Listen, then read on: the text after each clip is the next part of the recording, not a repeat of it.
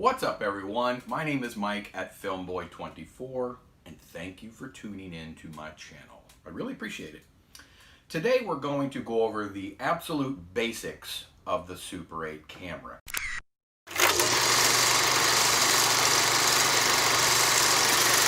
Now, Super 8 cameras range from really featureless and inexpensive all the way to feature rich and made for the rich. Not me. What we're going to use as an example today is my Chinon 20PXL. This is one of my favorite run and gun cameras. This is my go-to when I run out somewhere and I want to keep the Super 8 camera with me. I always grab this. I love Chinon. I always have. I've been shooting Chinon cameras since the 80s, and they've never really let me down. Okay, what I want to do first is talk about the running speeds real quickly. Typically, Super 8 running speeds go anywhere from single frame all the way up to, I believe, 56 frames per second. In a lot of these entry-level models, you usually get 1 or 2 running speeds. This particular one only runs at 18 frames per second, which is fine. That's what Super 8 was actually originally intended to be shot at. This one doesn't do single frame. A lot of these entry-level model cameras will give you maybe 2 speeds, 18 and 24. Some will give you 36. It's usually a button you push, which is for slow motion, and some will even give you a single frame. That's what I was trying to say, or a one click. The zoom function on these cameras range wildly. A lot of the, again, basic or beginner level cameras like this, the zooms are very small. This particular one is 11 to 22, which means it'll go from 11 millimeters wide to 22 millimeters. And this one only has the mechanical zoom. You can't zoom manually with the, it doesn't have a feature for that. You can't unlock the lens to zoom manually. The focus on this one, which I actually kind of like for a run and gun camera like this, the focus is fixed, which means essentially anything within about 4 feet and beyond should be in fairly clear focus. Anything closer than that, and it starts to get a little blurry. Just know that this is a focus-free camera, as are a lot of the lower-end cameras. Most of these cameras all have, from the low end all the way to the high end, a filter setting. Now, when Super 8 first started, they typically used tungsten light. There was usually tungsten lighting, so tungsten balanced film like your Kodachrome K40, which was probably the most popular, was typically used under tungsten light without a filter. Now, to disengage this filter, which is an 85 or an 85B filter, an orange filter, to disengage the filter, you always leave your switch on the light bulb or the indoor setting. To engage the filter, which essentially throws the little 85 filter behind the lens but in front of the film path, you would switch it over to the sunlight. Now, you would do this when you would put a tungsten balanced film in your camera. If you use a daylight balanced film, you would leave the filter off without opening the camera. Daylight balanced film, you would leave the filter off if you were outdoors. Essentially, daylight balanced film is balanced for light at about 5,500 degrees Kelvin, where tungsten balanced film was designed for around 3,200 degrees Kelvin light sources. So, disengage the filter, light bulb. Engage the filter, sun. If you shoot in black and white film, I always leave the filter disengaged. I leave it on the sun symbol. Most all of these cameras will have a battery test feature of some sort, either a little meter, a little level, or something like that. This one has a light that you can push the little green button, and the light will let you know if your batteries are good or bad. They all have some sort of film gauge. This little gauge right here on the side will tell you how much film, roughly how much film you've shot and or how much you have left. It starts out green. As you shoot your 50-foot cartridge, it turns red. Now it's green right now because they have no film in it.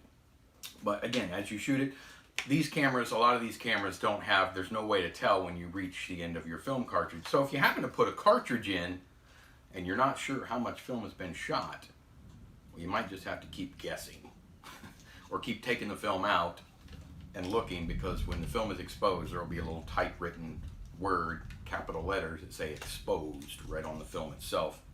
Kind of like the old label makers of the 80s with the, it'll be typed right on the film itself. At any rate, all of these cameras have an eyepiece. Some of the really early models may not be reflex, which means there's no prism in here. When you look through this eyepiece, your field of vision hits a prism, which goes down, hits a mirror, and comes out through the lens. So what you see through this viewfinder is actually what the lens is seeing.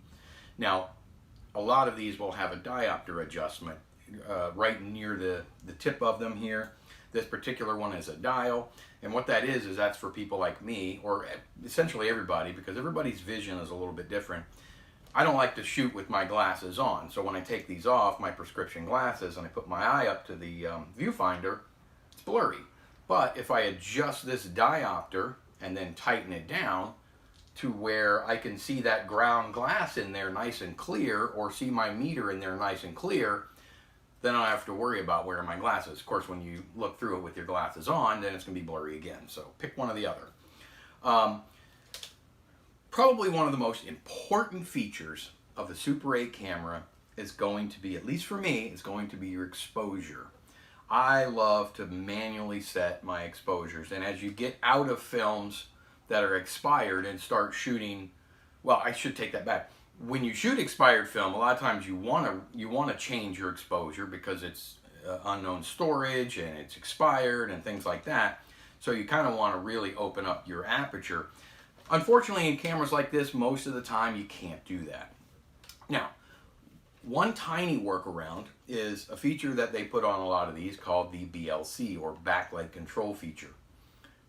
This is essentially about a one-stop gain for you. It was initially designed for situations where, like if you were shooting a subject that was in front of a window and there was a bright light behind them, or in front of any kind of bright light, your subject kind of would darken. If you would press this button while you were filming, it would open your aperture up about one stop, in essence sort of brightening up your subject. So I've gotten into a habit when I shoot, especially shoot expired film, to just kind of hold that button down when I film. It's simple. I just hold the button down. It's not on every camera, but it's on most. And it's a nice little feature. Again, it's not a replacement for manual exposure, but it does help in situations where you don't have a manual exposure. The batteries in most Super 8 cameras will be in the handles. And you want to be very careful when you buy a used Super 8 camera, which they're all used now until Kodak comes out with their new one. You want to make sure that the previous owner or owners did not leave the batteries in there for extended periods of time, thus causing leakage. Battery explosions and leakage can kill the electronics in your cameras. They can kill a lot of things and render them fairly useless until you send them into an expensive repair human that charges you to completely disassemble and clean it and resolder it. I want to talk about quickly the light seals. There will always be a little square light seal, foam light seal in the door. Usually, always. There should be anyway. What that does is when you close the film door, now I understand a lot of film, some of the film cartridges go in through the back and whatnot. Well, I'm not talking about those cameras. I'm talking about cameras that have a door with a window that you could see what type of film that you're shooting. Show you what that means, so you can reference what type of film you have in your camera without opening it up and exposing it to light. There's always going to be a little foam filter. Now these deteriorate over time, especially these cameras that were built in the 60s and 70s and 80s. A lot of times what I like to do, and there's also seals sometimes in the doors, and sometimes like in my 1014 XLS, there's seals actually inside the compartment in here as well.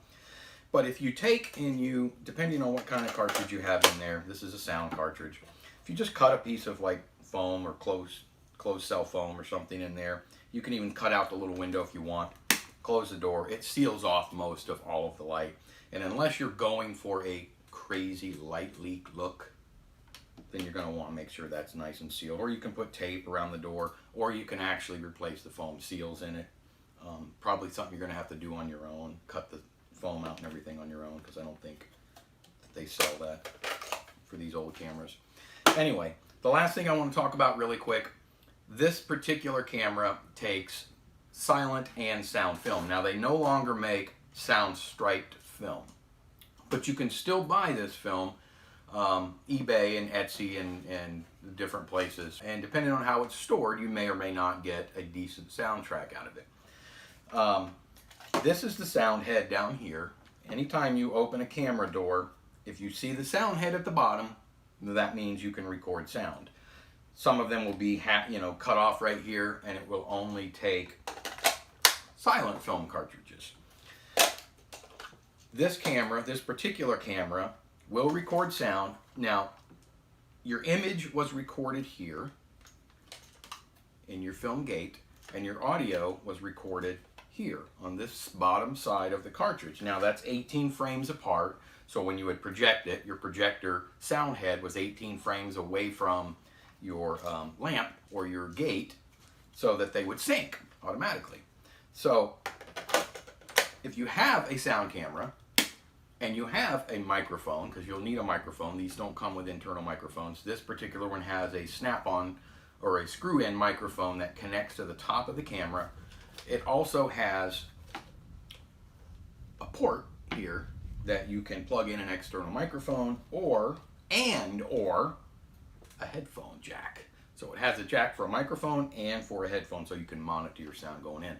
A lot of the higher end ones will actually have levels adjustments as well, so you can adjust the levels coming into your microphones. That's the basics, and that's the essentials to a Super 8 camera. I hope you learned a little something. If you didn't, stay tuned, because I got a lot more coming. I'm going to get into a lot more detail. I have some other cameras I want to look at and review. We're going to do everything on the low budget end. We're going to develop the film ourselves. We're going to transfer it ourselves. So stick around, hit that like button, leave me a comment, make sure you subscribe, and stay tuned. I have a lot more coming. Thank you, guys.